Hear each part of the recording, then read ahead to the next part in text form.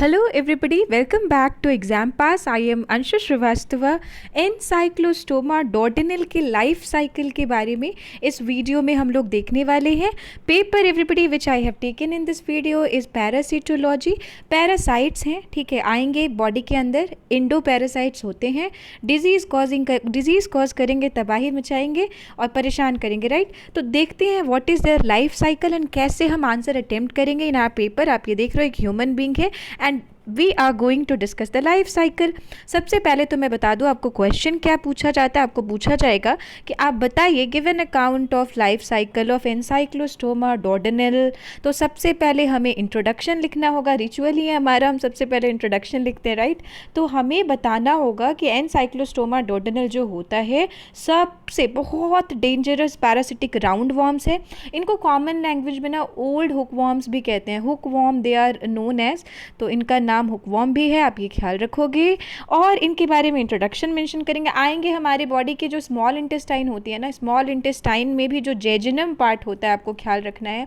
तो जेजुनम से इनकी दोस्ती हो जाती है. जेजुनम वाले पार्ट में आके इतनी तबाही मचाते हैं और इंसान को फिर दिक्कत होगी, फीवर होगा, परेशानी होगी, राइट. कैसे आएंगे, सॉइल से आते हैं, वो सारी चीज़ें हम अभी देखने वाले हैं.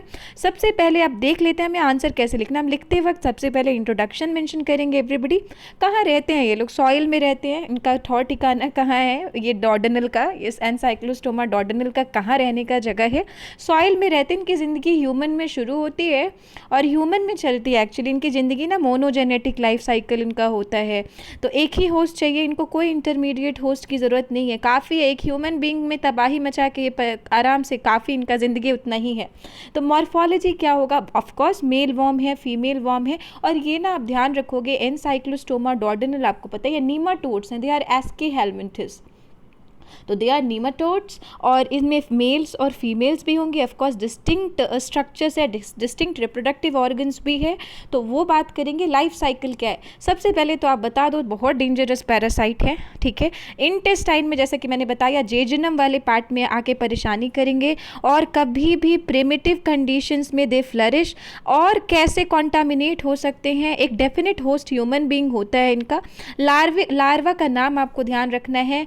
Larva is very important. Filariform larva जब आप मेंशन करो, थोड़े नाम अजीब अजीब होते हैं बट याद हो जाएंगे आपको. Not a big deal, right.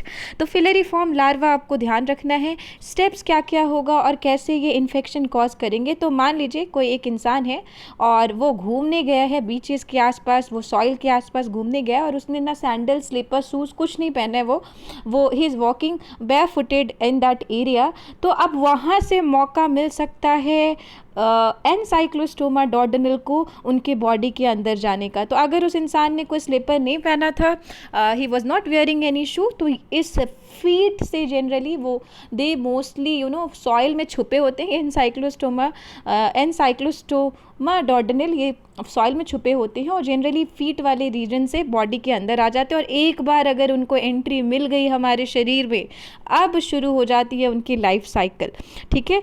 तो क्या होगा, कैसे होगा, आप देखो. ये इंटेस्टाइन के अंदर फिलेरिफॉर्म लार्वा जो है वो यहाँ बेयर फुटेड, ये इंसान मौज में घूम रहा था, ये एंटर कर गए. अब इनका लार्वा जो है, जो अभी हमने देखा फिलेरिफॉर्म लार्वा, एवरीबडी, ये फिलेरिफॉर्म लार्वा जो होता है ये इनसाइड चला जाएगा और वो लार्वा पेनिट्रेट करेगा स्किन के लेयर में. आप ये देखो हमारा एपिथेलियल टिश्यूज़ होता है. तो सबसे पहले तो एपिथेलियल टिश्यू को परेशानी ये कॉज कर ही रहा है. और यही जो ह्यूमन बींग आप देख रहे हो ना, यही एक डेफिनेटिव होस्ट है, इनके डेफिनेट होस्ट है. तो ये एंटर करा. नाउ दिस एनसाइक्लोस्टोमा क्या करेगा, ये डेवलपमेंटली अरेस्ट होगा, डॉर्मेंट टिश्यूज़ में ना मल्टीप्लाई करता जाएगा. और पहुँचते पहुँचते आप देखो ये एंट्री मिल गई है. वाह वाह, ये बहुत खुश है कि मुझे आज तो कोई ह्यूमन बींग मिला, अब मैं जाता हूँ और डिजीज़ कॉज करूँगा. तो it's just something like this. It is entering through the oesophagus. आप देखो लंग्स में भी स्प्रेड हो रहा है. आप देखोगे कि ये पहुँच गया, इसका रूट आप देखोगे, इट्स डाइजेस्टिव सिस्टम. तो ये पहुँचता जा रहा है, आप यहाँ देखो. और ये पहुँचते पहुँचते लंग्स में भी पहुँचा है और फाइनली इसको मौका मिलता है स्मॉल इंटेस्टाइन में पहुँचने का. और जैसे ही वो jejunum of the small intestine में पहुँचेगा, फिर वहाँ से दिक्कत होनी शुरू होती है. तो लार्वे जो है वो लंग्स में सर्कुलेट करेगा, वहाँ से एग्जिट मारेगा और फाइनली स्मॉल इंटेस्टाइन में जाएगा। और उसके बाद उनके फीसेस जो होते हैं, जो एग्स होते हैं, अब ये ह्यूमन बीइंग के डाइजेस्टिव सिस्टम में घुमा फिरा, तबाही मचाई। अब मान लीजिए जो ह्यूमन बीइंग ने स्टूल पास करा, जो अनडाइजेस्टेड वेस्ट था, उन्होंने इजेशन किया, तो अब ये जो इनका फीसेस है उसके थ्रू ये जो लार्वा, जो एग होता है ना एनसाइक्लोस्टोमा डोडेनल का, ये अगेन सॉइल में आ गया बाहर, राइट। एक्सक्रीटा, जो ह्यूमन एक्सक्रीटा होता है, जो फीसेस होते हैं, वहाँ से it has again come to it now. यहाँ पे इनका क्या होगा, लाइफस्टाइल शुरू होगा। तो ये अगर हम लोग बात करें तो इसमें बेसिकली क्या हो रहा है, रैबिडिटी फॉर्म लावा हैच करेगा, फाइनली डेवलपमेंट जो होगा। अब ये जो आप ये वाला जोन दिख रहे हो ना, मैं let me just separate it so that you can beautifully understand it. जो आप रेड वाला यहाँ से यहाँ जो रेड एरोज वाला डायग्राम देख रहे हो, यहाँ से यहाँ it's happening in the environment में भी, कहाँ, मिट्टी में, सॉइल में ये हो रही हैं चीज़ें। और ये वापस से अब ये लार्वा फिर से घूम रहे। इतने छोटे छोटे माइक्रोस्कोपिक होते हैं ना, आपको आंखों से दिखेंगे भी नहीं, आप तो मौज में घूमने गए थे, पता चला फिर फीट के अंदर आ गए। तो हो क्या रहा है, जो एक फॉर्म है, आप साइकिल कहीं से भी शुरू करो, आपको कॉन्सेप्ट क्लैरिटी होनी चाहिए कि आखिर ये चीज़ें हो कैसे रही हैं।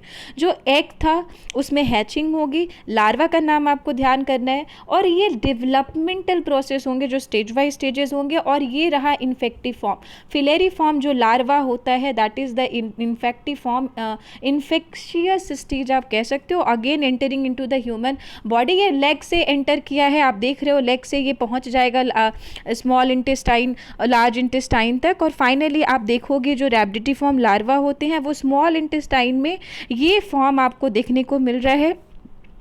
ये कई सारे हो सकते हैं, एनसाइक्लोस्टोमा डोडेनल के कई सारे स्पेशीज हैं। सो दिस इज इट, वो इन्फेक्ट किया। सबसे पहले तो एग लेइंग तो बाहर हुई, राइट, एग लेइंग बाहर हुई, उनकी डेवलपमेंट हुई। एक बार वो rhabditiform larva, sorry filariform larva में आ गए, now they are ready to cause infection, तो वो इन्फेक्शन कॉज कर सकते हैं। इससे भी आपको थोड़ी क्लैरिटी आएगी। अब ये स्टेजेस है, डेवलपमेंटल स्टेजेस में ना कैसे चीज़ें होंगी और कैसे कैसे ये इन्फेक्शन हुआ। आप ये देखो, ये डेंजरस पैरासाइट, बहुत डेंजरस होता है, ओल्ड हुकवॉर्म कहते हैं, आएगा, स्किन को पेनिट्रेट कर रहा है, सर्कुलेशन में गया, लंग्स में गया, सबको देखो एकदम मौज में घूम रहा है ह्यूमन बॉडी के अंदर ना पहुंच के, और पूरा चक्कर मार रहा है। ट्रैकिया, फैरिंग्स पहुंचा, फिर वो चला गया स्मॉल इंटेस्टाइन में, और ये स्मॉल इंटेस्टाइन में अडल्ट है। वापस से फीसिस और एक्सक्रीटा के थ्रू जब ह्यूमन अपना अनडाइजेस्टेड वेस्ट पास करते हैं तो ये वापस से अब सॉइल में आ जाएगा।